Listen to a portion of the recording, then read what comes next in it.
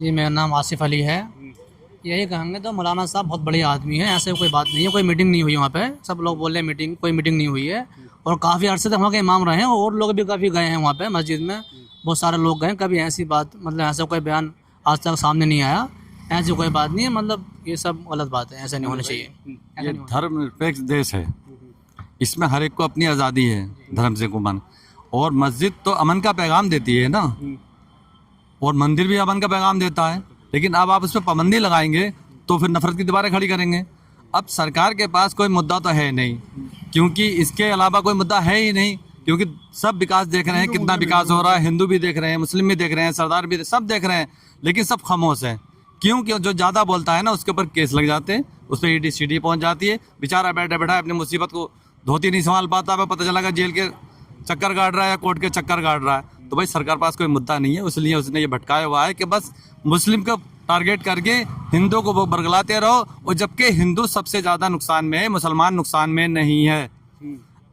अब उन हिंदुओं को सबक सीखना चाहिए मुसलमानों से कि हिंदू कैसे नुकसान में है? हिंदुओं को नुकसान, हिंदुओं के बच्चे स्कूल बंद हो रहे हैं, दूर पढ़ रहे हैं। प्राइवेट सरकारी स्कूल में सबसे ज़्यादा हिंदू बच्चे जाते हैं, उन वो नहीं पढ़ेंगे, वो क्या करेंगे? कल को नशा करेंगे, चोरियां करेंगे, डकैतियां डालेंगे। उनको अच्छी शिक्षा देनी चाहिए, शिक्षा पे बात होनी चाहिए, अच्छा अस्पताल देना चाहिए, उनका इलाज फ्री होने चाहिए। बताओ अस्पताल कहाँ पे है? बच्चा मर जाते हैं, डॉक्टर प्राइवेट से लेने 1000 रुपये 500 रुपये की फीस है, और 1000 रुपये उसे चेकअप पे ले लेते हैं। एक आदमी 500 रुपये मजदूरी करता है, महीने में लगातार मजदूरी मिलती नहीं उसको। मुश्किल महंगाई भी मुद्दा है क्या? महंगाई भी मुद्दा है, तो 10,000 रुपये वो कमाता है। मोदी जी संसद में अभी पहले दिन ही बोले हैं कि 2014 में जो महंगाई थी वो ज्यादा थी, डबल डिजिट में महंगाई थी। आज महंगाई नहीं है। आज महंगाई नहीं है, इसीलिए जनता सब जानती है, सब देख रही है, ये जनता जवाब देती है। अगर आज भी ये सही उसूल से संविधान के तहत इलेक्शन करा लें तो इन्हें पता चल जाएगा कि हमारे हिंदू हमारे साथ कितने खड़े हैं। मुस्लिम को तो छोड़ो, क्योंकि उन्हें चाहिए ना, मुस्लिम वोट चाहिए ना, मुस्लिम को वो करते हैं। मुस्लिम को कब लाते हैं कि ये अल्पसंख्या है, इसे ये पसमानदा, ये नहीं तरह तरह के लाके आपस में बांट करते हैं। एक नमाजवादी मुद्दा भी चला, नमाजवादी बात, इस पे क्या? देखिए, नमाजवादी मुद्दा और समाजवादी मुद्दा और ये कोई भी मुद्दे नहीं है। नमाज का मतलब है किसी को नमाजना। नवाजने का मतलब आप गलत समझ रहे हैं भाई। वहाँ पे अगर किसी को बुलाया गया है तो वहाँ नवाजा गया है, उसको मतलब बुला के अपने घर किसी का एहतराम किया गया है। ऐसा नहीं है कि वहाँ पे मीटिंग करी गई है। नवाजने का मतलब ये है कि मैंने किसी को बुलाया, अपने घर उसकी इज्जत मान सम्मान करा, उसको नवाजा। तो नवाजने का मतलब ये है। अब तुम उसको गलत निकाल रहे हो तो उसका क्या मतलब है भाई? जब उनका समूह और उनकी खुद की तंजीम उनके साथ नहीं है तो उनके बारे में मैं क्या बोलूँ। उन्हें खुद अपने मर्यादा में रहना चाहिए, अपने धर्म की मर्यादा में रहना चाहिए। अपनी जिस संस्था में है वो हिंदू करनी सेना है, तो उन्हें उस मर्यादा में रहना चाहिए। उन्हें बोलने का शऊर होना चाहिए। कम से कम अगर किसी को पैगाम निकाह देते हैं तो उनके धर्म में दो की इजाज़त ही नहीं है। पहले तो वो कानूनन भी मुजरिम है, धर्म के मुजरिम भी हैं, कानून के मुजरिम भी हैं वो। इसके अलावा वो किसी गैर मुस्लिम के साथ पैगाम निकाह नहीं दे सकते। उन्हें ये बात भी सोचनी चाहिए। अभी आप महंगाई की बात कर रहे थे और मोदी जी कह रहे हैं कोई महंगाई नहीं है, तो मैं आपसे ये कहना चाहता हूँ 2014 के पहले थी डबल डिजिट। 2014 में 10 साल मनमोहन सिंह जी प्रधानमंत्री रहे हैं। अब 10 साल 11वां साल मोदी जी को चल रहा है। सिर्फ ये आंकड़े निकाल लीजिए कि उन मनमोहन सिंह पुराने प्रधानमंत्री की सिक्योरिटी और विदेश घूमने पर कितने रुपए खर्च हुए और इनकी घूमने पर, यात्रा पर कितने रुपए खर्च हुए, आपको पता चल जाएगा। क्या गुना महंगाई है। गुरु बने, पॉपुलर नेता बन जाते, गुरु बने, कितनी देश की कितनी पैसे चले गए, बर्बाद हुए। ये देखिए महंगाई कह रहे हैं आप 4 गुना, मैं समझता हूँ शायद 10, 15, 20 गुना से ज़्यादा पैसे खर्च कर चुके हैं वो पुराने प्रधानमंत्री के। 2014 से पहले के प्रधानमंत्री के मुकाबले में वो 20 गुना से ज़्यादा पैसे खर्च कर चुके हैं। वो कह रहे हैं महंगाई नहीं है। डीजल पेट्रोल के रेट देख लीजिए आप, बस का किराया देख लीजिए। कहाँ देखना चाहते हैं? 20 रुपये 30 रुपये वाला दूध 70 रुपये सीधा है। कौन सी चीज़ ऐसी है जो महंगाई जिस चीज़ में नहीं है? यूरिया और डीएपी मिल नहीं रही है। किसानों का हाल क्या है? परेशान फिर रहे हैं लोग। धानों के लिए डीएपी नहीं है लोगों के पास, डाया नहीं है लोगों के पास। 5 किलो खाद कम कर दिया है उन्होंने और 3 गुना रेट कर दिए। वो कह रहे हैं महंगाई नहीं है। इस पे क्या शरीयत है जो अखिलेश यादव का विवाद चल रहा है? देखिए, अखिलेश यादव का जो विवाद है वो इस्लामी एतबार से शरीयत में अभी तक किसी हमारे धर्मगुरु का, गैर सियासी धर्मगुरु का कोई जो है बयान नहीं आया है। बयान आ तो रहा है, किसी धर्मगुरु दो का कोई नहीं आया। बयान जो आएगा। धर्मगुरु हैं वो सिर्फ सियासी हैं। जिनका भी बयान आया, मैं आपको धर्मगुरु बताता हूँ, उलमाए देवबंद से कोई फतवा नहीं आया, उलमाए मौलाना देवबंद के हैं उन्होंने तो नदवा से कोई फतवा नहीं आया, बरेली शरीफ से कोई फतवा नहीं आया, मुबारकपुर से कोई फतवा नहीं आया।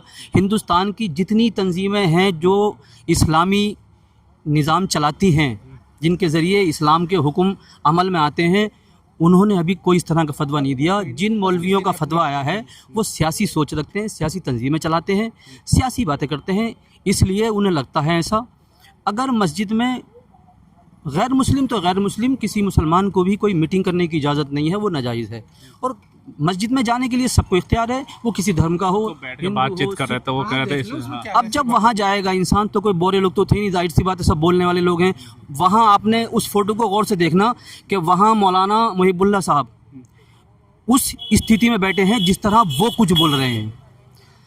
पार्टी अध्यक्ष अखिलेश यादव जी साइड में बैठे हैं, मतलब सुनने वाले की हैसियत से। लगता है मौलाना मुहिबुल्लाह साहब सबको कुछ उपदेश दे रहे हैं। वो क्या बात हो रही थी, धर्म की बात हो रही थी, सियासत की बात हो रही थी, मुझे नहीं पता, लेकिन वहाँ बैठने से ऐसा लगता था कि मौलाना मुहिबुल्लाह साहब अपने अखलाक से हो सकता है कि एक बड़ा मुद्दा हो गया कि उत्तर प्रदेश का इस टाइम बहुत बड़ा मुद्दा हो गया। भारतीय जनता पार्टी पूरी तरीके से अखिलेश यादव को घिराव कर रही है। अखिलेश यादव का घिराव तो वो इसलिए करेंगे कि सन 90 से लेकर उनके पास अभी तक मंदिर और मस्जिद के अलावा कोई मुद्दा नहीं है। प्रधानमंत्री बिना प्रोटोकॉल के कहीं चले जाएं, कोई मुद्दा नहीं है। एडवाणी जी जिन्ना के मज़ार पर चले जाएं, कोई मुद्दा नहीं उठेगा। स्मृति ईरानी जी मदीना शरीफ चली जाएं, कोई मुद्दा नहीं उठेगा। अखिलेश यादव अगर किसी मस्जिद में चले गए तो मुद्दा उठना भी चाहिए, उनके पास इसके अलावा कोई मुद्दा अब है भी नहीं। मंदिर से निपटे तो हम मस्जिद, जाहिर सी बात है कोई और मुद्दा है नहीं उनके। जो अल्पसंख्यक एक है नेता भारतीय जनता पार्टी को, उन्होंने लेटर लिख के दिया है ओम बिरला और सीएम दिल्ली के सीएम को। यह कहा है कि मोहब्बुल्लाह को इमाम से भी हटाना चाहिए, इमामियत से भी हटाना चाहिए और सांसदी भी छीननी चाहिए। नहीं, वहाँ ना तो सांसदी छीनने का कोई मैटर है, ना इमाम छीनने का कोई मैटर है। हमारे यहाँ मेरा धर्म ये सिखाता है कि मस्जिद में अगर कोई भी शख्स आता है किसी भी धर्म का, तो इमाम की जिम्मेदारी अखलाकी ज़िम्मेदारी बनती है और इस्लामी ज़िम्मेदारी ये बनती है कि उसको बहैसियत इमाम, बहैसियत मेज़बान उनकी खातिरदारी भी करनी चाहिए, अच्छे अखलाक से उनके साथ पेश आना चाहिए। जो मौलाना मुहिबुल्लाह साहब ने इस्लामी एतबार से बहुत अच्छा किया है कि जो भी वहाँ लोग आए हैं वो तो खैर ज़िम्मेदार लोग थे, वहाँ कोई आम इंसान भी जाएगा तो उसकी इज़्ज़त और तकरीम करनी चाहिए। मौलाना मुहिबुल्लाह साहब ने सही किया। आप भी मौलाना है, इस पे जो औरतों वाला सबसे बड़ा मुद्दा जो है डिम्पल यादव वाला, भाई मौलाना साहब आप इस पे क्या देखते हैं? असल में ये है कि इस्लाम ने नहीं रोका है किसी को। बहरहाल वो उनके साथ में संसद में जाते हैं, वो भी सांसद है, वो भी सांसद है, वहाँ विजिट के लिए वो चले गए, मतलब टाइम मिला चलिए, चलेगी, क्या दिक्कत है। मस्जिद को देखना जैसे विजिट करते हैं, देखते हैं, कोई दिक्कत नहीं है। फिर वहाँ बैठे वो, उसमें कोई हरज की बात नहीं है, इस्लाम ने कोई रोका नहीं है इन बातों से। जो बयानबाजी आ रही तो क्या ये उत्तर प्रदेश बयानबाजी सिर्फ ये है मौलाना की छवि को धूमिल करने के लिए, बाकी कोई इस बयानबाजी से हासिल होने वाला नहीं है। असल ये है कि जो मुल्क में इस वक्त मुद्दे हैं, बेरोजगारी का मुद्दा है, किसान मर रहा है खेत में, बेरोजगारी फैल रही है देश में, कोई मुद्दा है नहीं। लिहाजा एक इस मुद्दे को हवा दे दी जाए ताकि ये उभरा रहे और जो असल बातें हैं उनसे जहन हट जाए वक्ती तौर से। बाकी कुछ समाजवादी सांसद इकरा हसन के ऊपर भी टिप्पणी लगातार विवादित बयान दिया जा रहा है। ये असल में सब ओछी मानसिकता और बहुत ही घटिया हरकतें हैं, लेकिन जो पीडीए के मेंबरान हैं और जो दूसरे मेंबरान हैं वो इन बातों से अपना पीछे हटने वाले नहीं हैं। इसलिए कि मुल्क सभी का है, इस मुल्क को सींचना, इसको आगे बढ़ाना ये सिर्फ मोहब्बत के साथ हो सकता है। हम एक लकीर खींच दें कि हम मंदिर न जाएं, वो मस्जिद न जाएं, तो इससे मुल्क आगे नहीं बढ़ेगा। हम सब एक जगह बैठकर जिस तरीके से रामपुर की फ़िज़ा में रहते हैं, एक दूसरे के साथ उठते बैठते हैं, एक दूसरे के घरों में जाते हैं, ये मोहब्बतें बरकरार रहेंगी तो फिर मुल्क आगे बढ़ेगा। अखिलेश यादव ने कहा कि धर्म जो है जोड़ता है, बांटता नहीं है। जोड़ने का काम करता है, बांटने का काम कोई धर्म नहीं करता। लेकिन बीजेपी को फ़ायदा इसमें है कि हमारे मुल्क के लोग बटे रहें तो हम यहाँ शासन करते रहें, लेकिन मुल्क ये देख रहा है आगे जो इलेक्शन होने वाले हैं उसमें पता चल जाएगा। चलिए बिल्कुल, बहुत बहुत शुक्रिया आप लोगों का बातचीत करिए, के लिए बहुत बहुत और धन्यवाद। मौलाना मुहिबुल्लाह साहब जो हैं रामपुर के एक लोकप्रिय नेता हैं, सारे अमीर गरीब हिंदू मुसलमान मौलाना से मोहब्बत करते हैं। आज तक रामपुर को इस्तीफे के लिए पत्र लिख दिया गया। आज तक रामपुर को ऐसा अच्छा सांसद मिला नहीं है। मौलाना के पास कोई सिक्योरिटी नहीं, कुछ नहीं, आप जाएं जाके मिल लें। क्या आपको पहले सांसद नहीं मिलेगा? आप उनके पास जाने के लिए आपको जो इजाज़त लेनी पड़ती थी, लेकिन मौलाना का दरबार हर वक्त खुला है और पूरे रामपुर की सेवा के लिए मौलाना 24 घंटे तैयार है। यहाँ रहते हो या ना रहते हो, यहाँ आने के बाद में भी गाँवों में दौरा कर तो दिया अपमान, मस्जिद का अपमान कर दिया, राजनीतिक बैठक बना दिया मौलाना साहब ने। ये मस्जिद का अपमान नहीं है। जो मस्जिद के हुकूक को जानते नहीं, उनकी नज़र में अपमान है।